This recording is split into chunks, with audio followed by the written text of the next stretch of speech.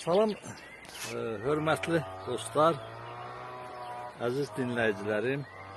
Bu günləri biz Şamaxının Tuturyur kəndindəyik. Buradan da inşallah Qız meydana gedəcəyik. Hazırda indi yoğurt otu bitkisini yığıram. Gördüyünüz kimi bax, bu yoğurt otudur. Bunun bir çox növləri var. İnşallah indi bunun haqqında mən sizə açıqlama verəcəm. Baxın, bu sahədə görürsünüz, çoxdur. İndi yavaş-yavaş eləyərik, göstərərik.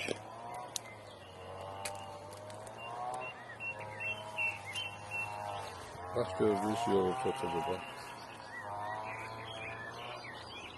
Yoğurt otu deməli Halum verum adlanır. Xalq təbabətində bundan geniş istifadə edirlər. Bu otun bir çox növləri vardır. Bu çay qırağında, yol kənarında, tarlalarda çox yetişir. Hündürlüyü də demək olar ki 50-180 santimetrdir, civarındadır. Yarpaqları da halqavardır. Yaşılvarı, ağ çiçəkləri var, ələ yapışır. Bu bitkinin bütün növləri şəfalıdır.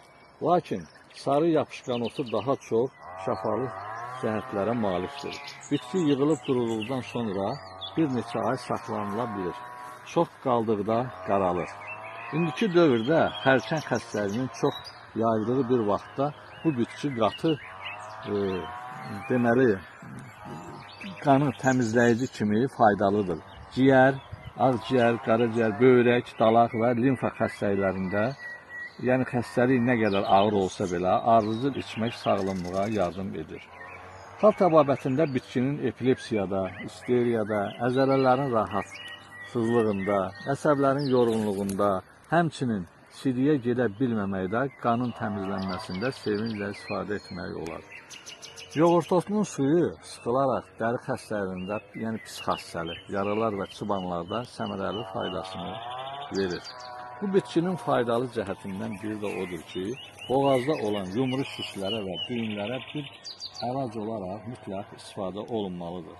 Ən ağır böyrək xəstəliyində cökə çiçəyi bədrəng dazotu ilə qarşılaraq silirsə, iltihablanmasını tez sağaldır. Bitkinin istifadə qaydası belədir. Bir xörək qaşığı bitki 200 ml suda 5-6 saat saxlanır və dəmlənir. Gündə 1-2 bardaq çay içilir. Təzə bitki robotda sıxılır və suyu xəstə hissəyə xaricdən çırpılır.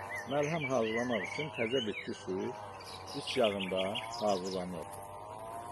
Bu bitki haqqında yəni bizim təsəvvürümüz və təcrübəmiz çoxdur. Ona görə də indi hələlik bu qədər. Ancaq istifadə qaydasını, yəni həkim məsləhəti ilə öyrənmək lazımdır. Çox içəndə şəkəri, qanı da çox aşağı salır. Hələlik bu qədər. Sağ olun, təşəkkür edirəm.